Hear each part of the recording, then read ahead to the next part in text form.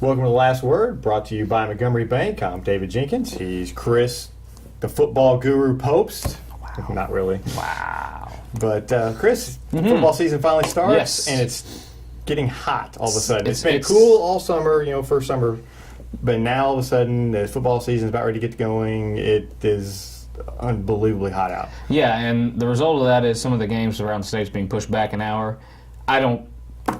What's an hour going to do? I mean, honestly, you're starting 7 already, and these kids have been practicing in the hottest part of the day, and I know they're wearing pads, and I know they're doing all that stuff, but what's an hour going to do? I mean, really, is the weather going to change that much? Well, the sun goes down, so it'll cool down a little bit, and I don't have a problem with it. I mean, it stinks for us because we have later, our deadlines, and everything. But it stinks for us. But for the same time, if you can maybe keep a kid from getting hurt or overheated or something, even just by an hour, I don't have a problem with it.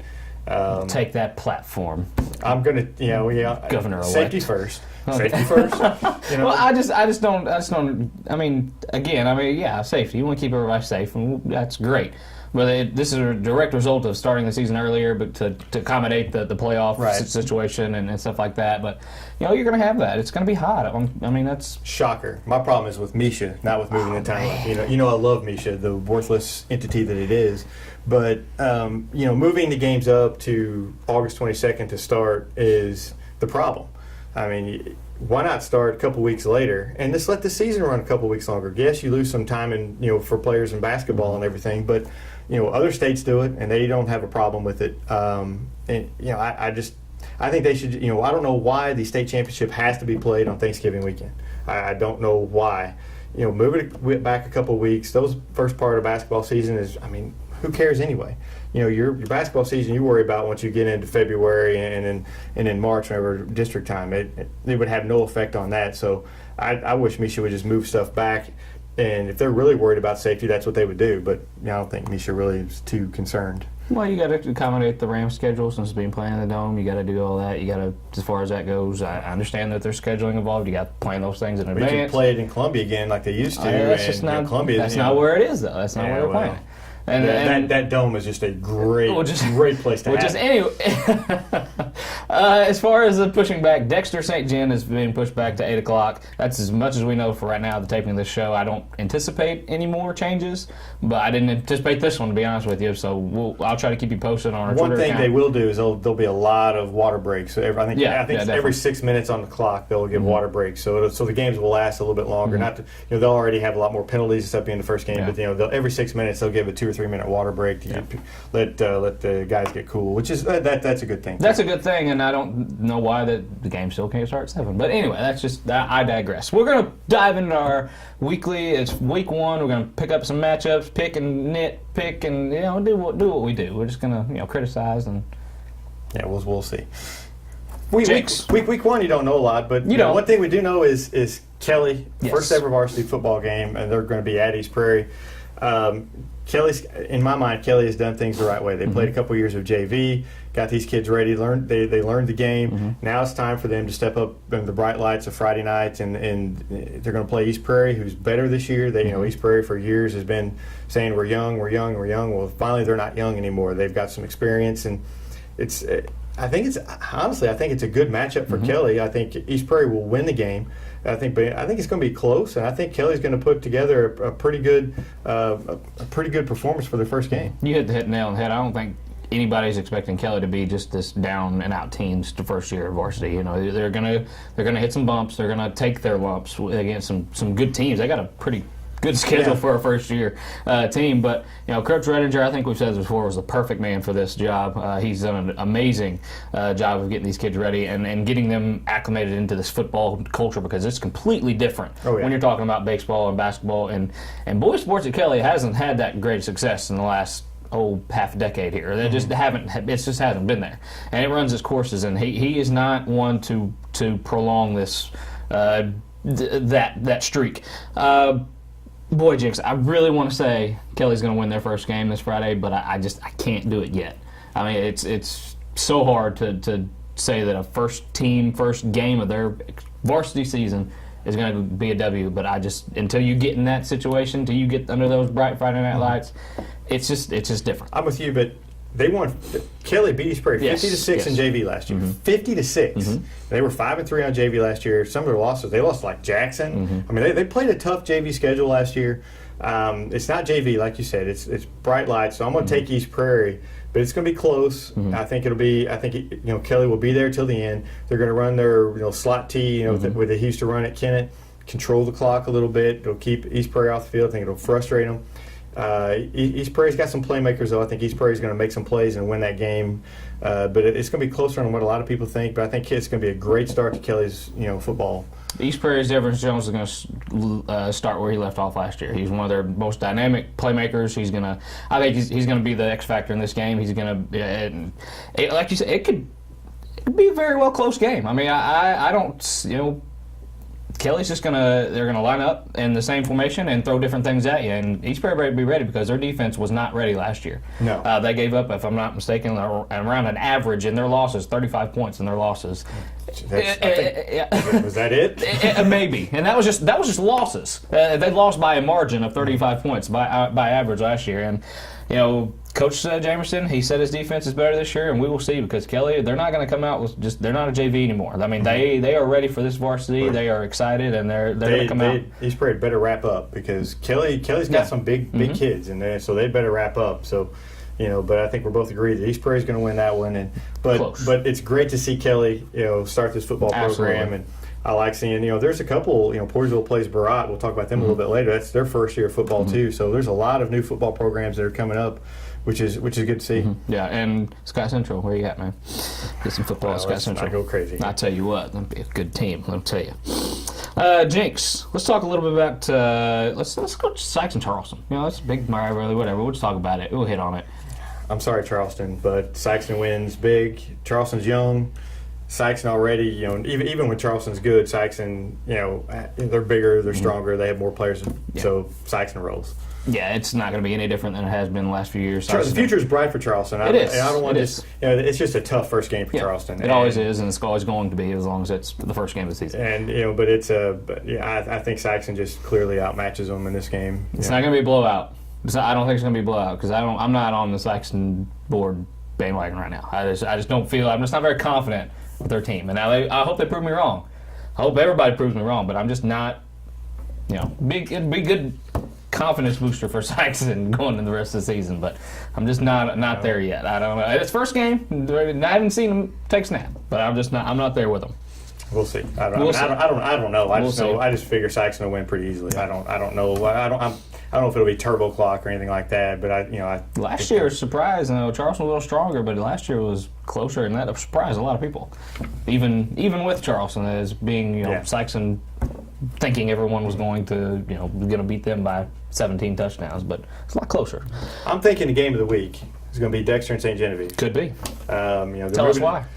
Well, St. Genevieve lost everything, yeah. And what they did have back, is hurt. So I know their running back, the Anthony Rowe kid, I think is his name.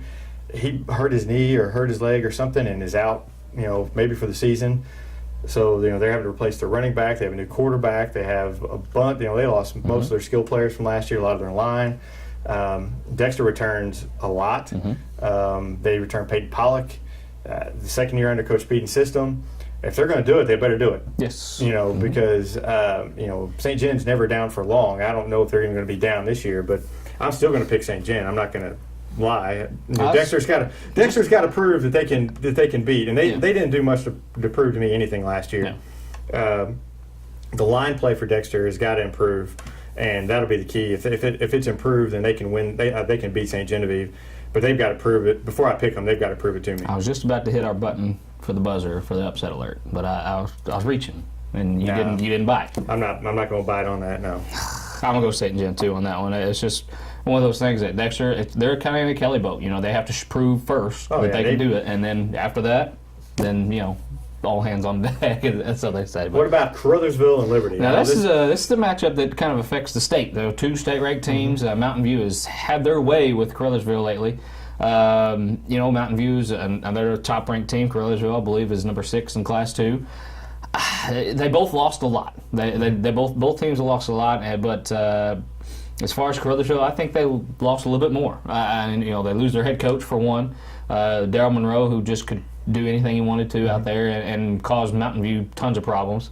I just think that they don't have enough back to maybe topple a program like Mountain View, and I'm going to take Mountain View again this year. Yeah, Liberty is their program has been top notch. It hasn't been for Lamar. Yeah. Liberty's got a couple state titles. Yeah.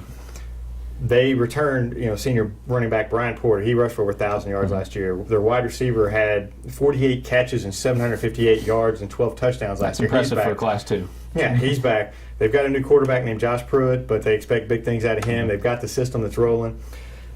With all that said, they lost 9 players on defense. Caruthersville can score. They can. So I think this is going to be – I know Caruthersville's defense is a little bit better this year, but I think it's going to be a high-scoring game. But I think Liberty gets them because Liberty's playing at home, and they get them in a close game. I know I've said that the last few years, but and it hasn't been close at all. But I'm gonna say Liberty squeaks out a close one, but Caruthersville – Liberty's on upset alert. I think Caruthersville's playing close. Was it 56-41 last year? Is the second time in the playoff, or I can't even remember. I think it wasn't just outlandish. It was a lot of points scored, but Caruthersville they didn't play in the playoffs last year. I'm saying the first meeting, I think it was. Oh, last year, the first.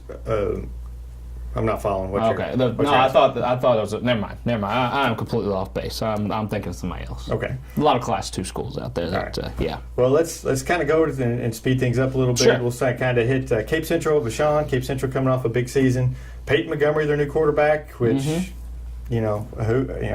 I'm assuming he's going to start. He's not been announced a starter, but he's going to be the starter.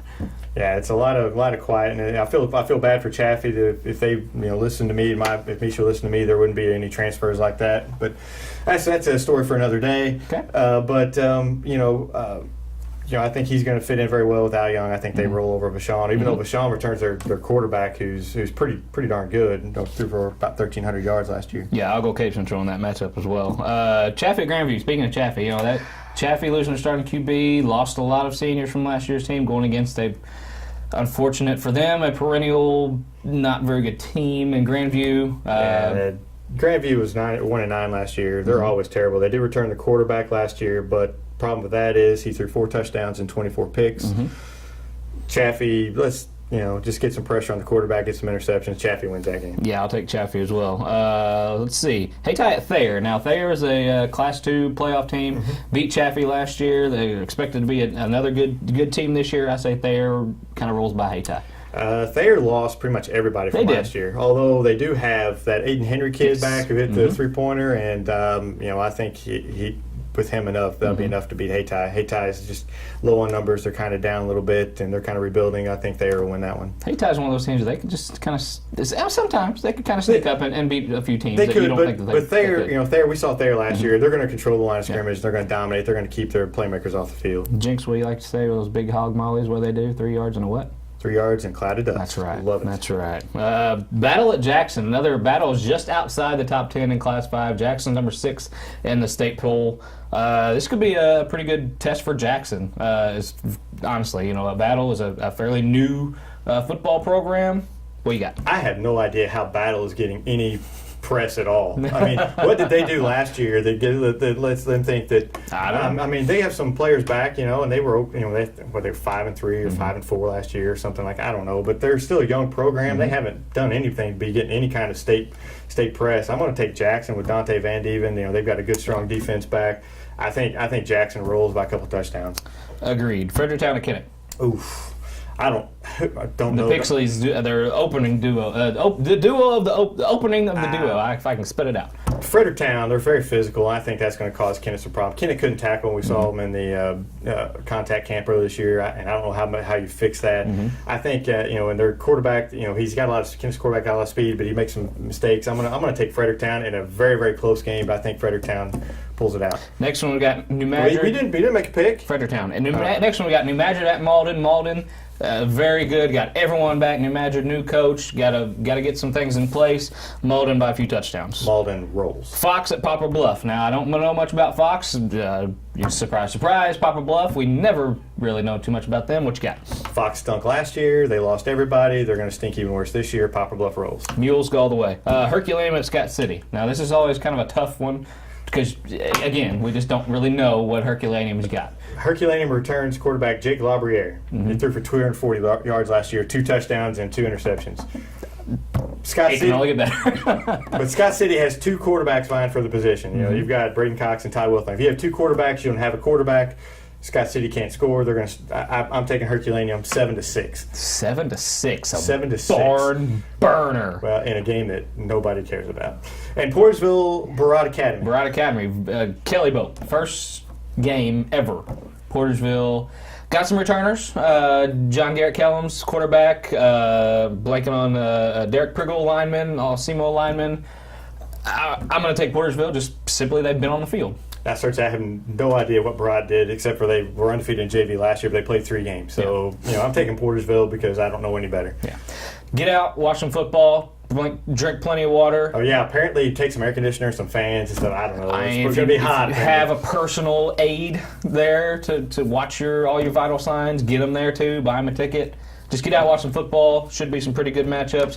Going to be kind of slow, a lot of penalties, but hey, we'll get through it. We'll get through it together if we all. And we'll see how our picks held up. I expect I'm going to be perfect, but Make sure to check out. We do have our media pick 'em back online this year. Make sure to check out my blog on our website as well as SEMO Ball and Twitter, and we'll be updating from Twitter on Friday nights, every game, all the action. We'll try to get it to you as quick as we can. Jinx, Post, we're out.